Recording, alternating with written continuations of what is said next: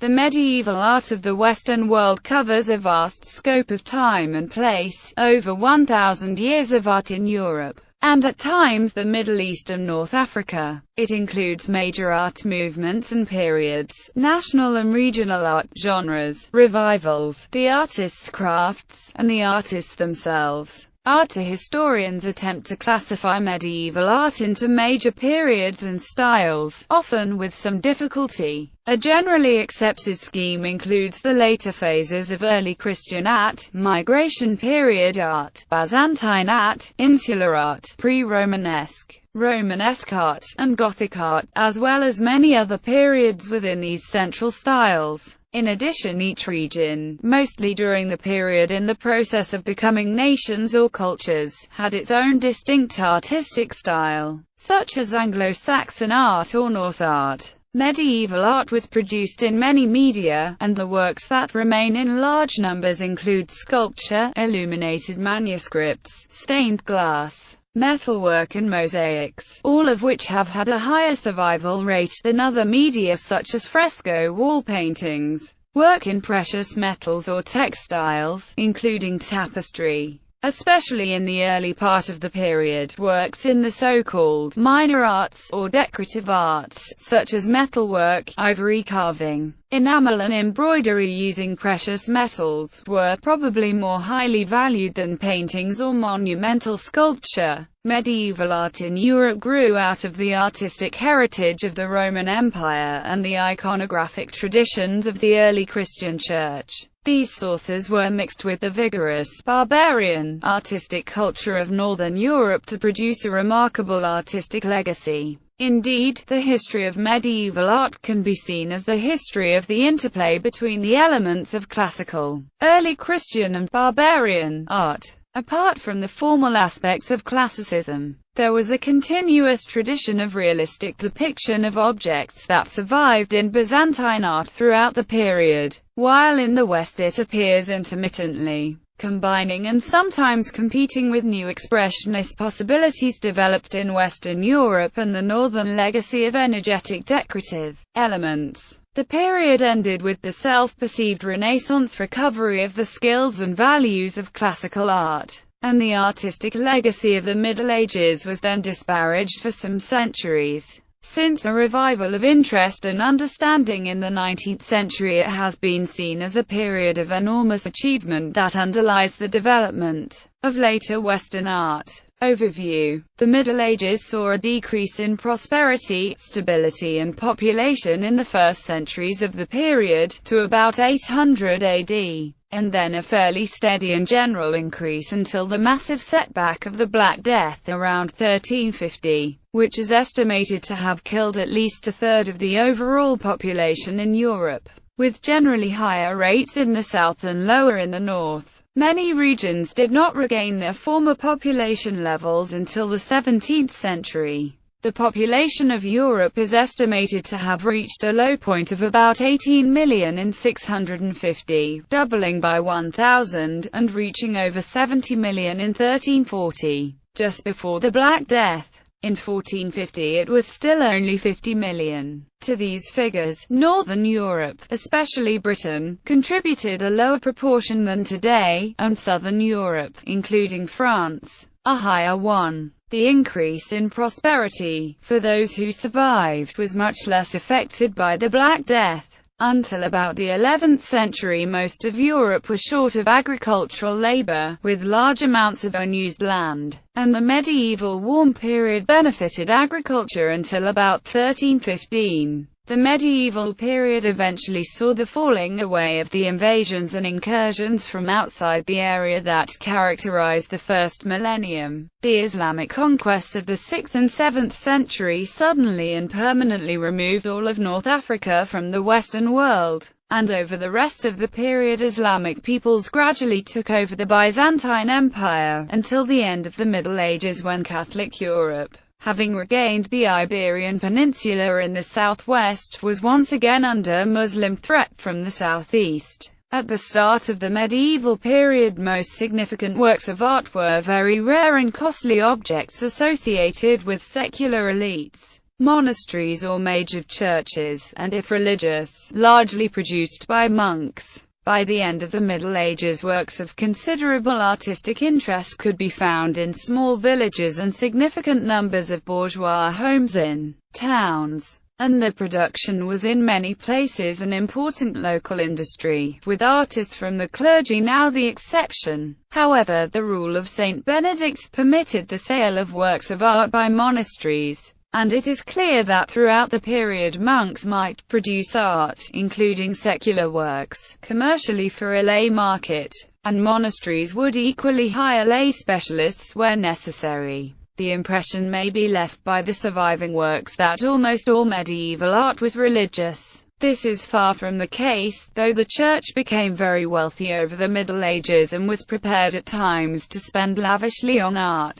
There was also much secular art of equivalent quality which has suffered from a far higher rate of wear and tear, loss and destruction. The Middle Ages generally lacked the concept of preserving older works for their artistic merit, as opposed to their association with a saint or founder figure, and the following periods of the Renaissance and Baroque tended to disparage medieval art. Most luxury illuminated manuscripts of the early Middle Ages had lavish treasure-binding book covers in precious metal, ivory and jewels. The rebound pages and ivory reliefs for the covers have survived in far greater numbers than complete covers, which have mostly been stripped off for their valuable materials at some point.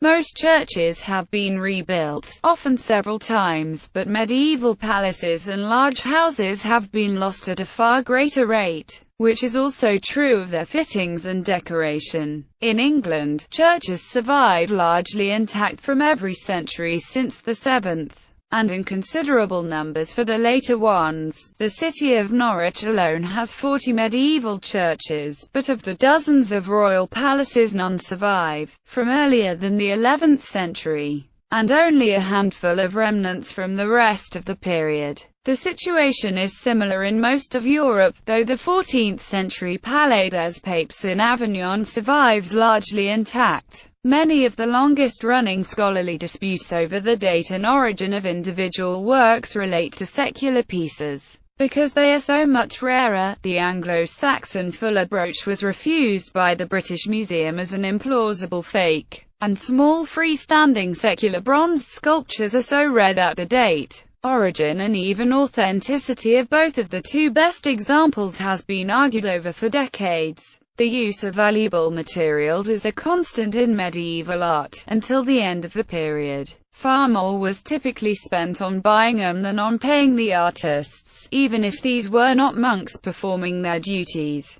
Gold was used for objects for churches and palaces, personal jewelry and the fittings of clothes, and fixed to the back of glass tesserae, as a solid background for mosaics, or applied as gold leaf to miniatures in manuscripts and panel paintings. Many objects using precious metals were made in the knowledge that their bullion value might be realized at a future point. Only near the end of the period could money be invested other than in real estate, except at great risk or by committing usury. The even more expensive pigment ultramarine, made from ground lapis lazuli obtainable only from Afghanistan, was used lavishly in the Gothic period, more often for the traditional blue outer mantle of the Virgin Mary than for skies. Ivory, often painted, was an important material until the very end of the period, well illustrating the shift in luxury art to secular works. At the beginning of the period, most uses were shifting from consular diptychs to religious objects such as book covers,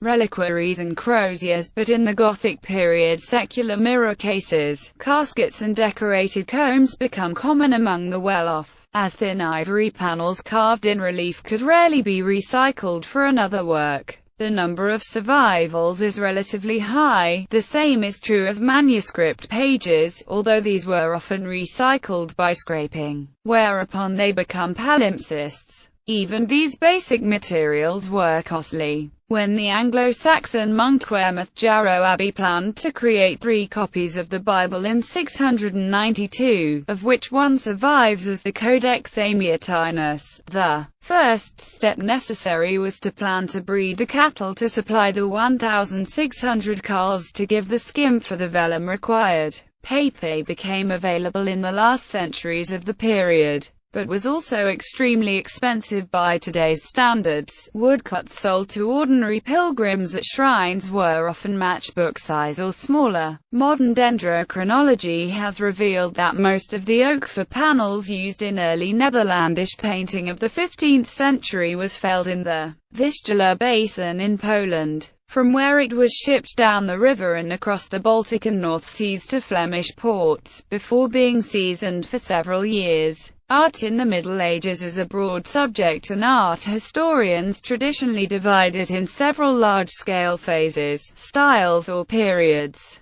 The period of the Middle Ages neither begins nor ends neatly at any particular date, nor at the same time in all regions. And the same is true for the major phases of art within the period. The major phases are covered in the following sections. Early Christian and Late Antique art.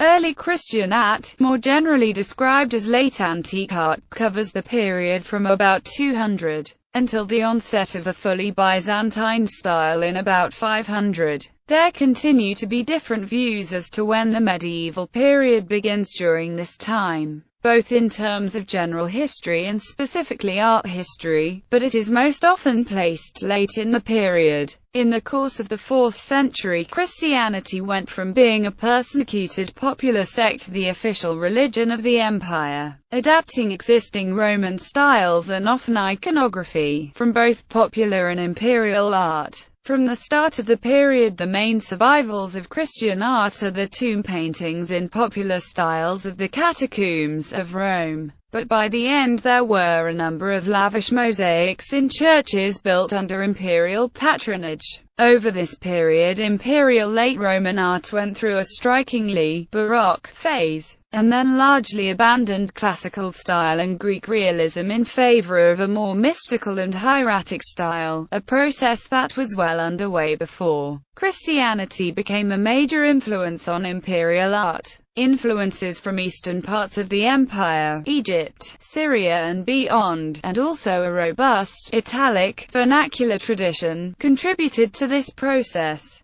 Figures are mostly seen frontally staring out at the viewer, where classical art tended to show a profile view. The change was eventually seen even on coins. The individuality of portraits, a great strength of Roman art, declines sharply, and the anatomy and drapery of figures is shown with much less realism. The models from which medieval Northern Europe in particular formed its idea of Roman style were nearly all portable late antique works, and the late antique carved sarcophagi found all over the former Roman Empire. The determination to find earlier, purer, classical models was a key element in the art atlantica of the Renaissance. Ivory reliefs Ascension of Christ and Noli Me Tangere, 400, with many elements of classical style remaining. See Droga Sacramentary for a similar Ascension 450 years later. Consular diptych, Constantinople 506, in fully late antique style. Ottonian relief from an altar in a bold monumental style, with little attempt at classicism. Milan 962–973. Late 14th century French Gothic triptych, probably for a lay owner, with scenes from the life of the Virgin. Byzantine art. Byzantine art is the art of the Greek-speaking Byzantine Empire formed after the division of the Roman Empire between Eastern and Western halves, and sometimes of parts of Italy under Byzantine rule. It emerges from late antiquity in about 500 CE and soon formed a tradition distinct from that of Catholic Europe but with great influence over it. In the early medieval period, the best Byzantine art, often from the large imperial workshops, represented an ideal of sophistication and technique which European patrons tried to emulate. During the period of Byzantine iconoclasm in 730 to 843, the vast majority of icons were destroyed, so little remains that today any discovery sheds new understanding. and most remaining works are in Italy, or Egypt at St. Catherine's Monastery. Byzantine art was extremely conservative for religious and cultural reasons, but retained a continuous tradition of Greek realism, which contended with a strong anti-realist and hieratic impulse. After the resumption of icon production in 843 until 1453, the Byzantine art tradition continued with relatively few changes, despite, or because of, the slow decline of the empire. There was a notable revival of classical style in works of 10th-century court art like the Paris Psalter, and throughout the period manuscript illumination shows parallel styles, often used by the same artist, for iconic figures in framed miniatures and more informal small scenes or figures added unframed in the margins of the text in a much more realist style. Monumental sculpture with figures remained a taboo in Byzantine art. Hardly any exceptions are known, but small ivory reliefs, almost all in the iconic mode, were a speciality, as was relief decoration on bowls and other metal objects.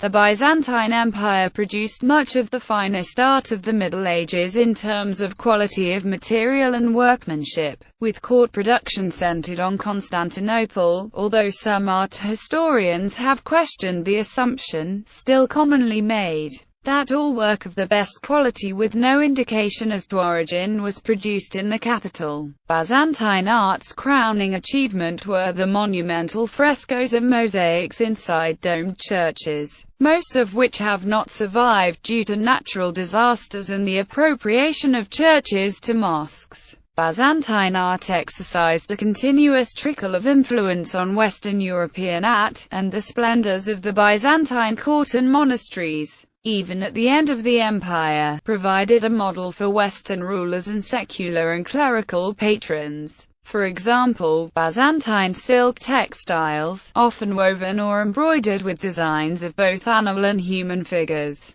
the former often reflecting traditions originating much further east, were unexcelled in the Christian world until almost the end of the empire. These were produced, but probably not entirely so, in imperial workshops in Constantinople, about whose operations we know next to nothing. Similar workshops are often conjectured for other arts, with even less evidence. Some other decorative arts were less developed. Byzantine ceramics rarely rise above the level of attractive folk art, despite the ancient Greek heritage and the impressive future in the Ottoman period of Iznik wares and other types of pottery. The Coptic art of Egypt took a different path. After the Coptic Church separated in the mid-5th century, it was never again supported by the state, and native Egyptian influences dominated to produce a completely non-realist and somewhat naive style of large-eyed figures floating in blank space.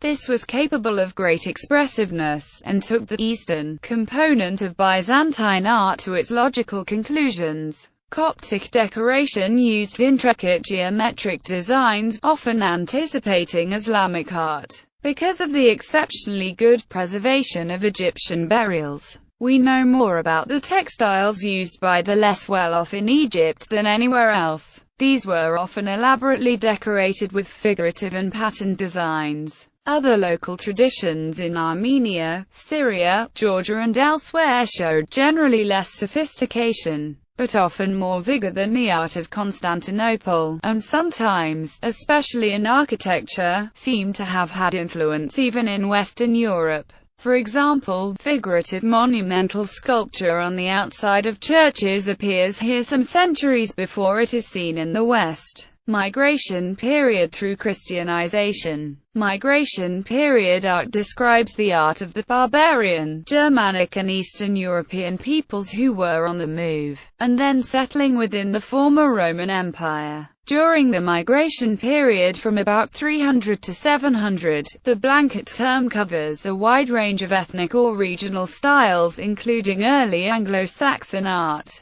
Visigothic art, Norse art, and Merovingian art, all of which made use of the animal style as well as geometric motifs derived from classical art. By this period the animal style had reached a much more abstracted form than in earlier Scythian art or Latin style. Most artworks were small and portable, and those surviving are mostly jewelry and metalwork, with the art expressed in geometric or schematic designs, often beautifully conceived and made, with few human figures and no attempt at realism. The early Anglo-Saxon grave goods from Sutton Hoo are among the best examples. As the barbarian peoples were Christianized, these influences interacted with the post-classical Mediterranean Christian artistic tradition, and new forms like the illuminated manuscript, and indeed coins, which attempted to emulate Roman provincial coins and Byzantine types. Early coinage like the Siat shows designers completely unused to depicting a head in profile, grappling with the problem in a variety of different ways.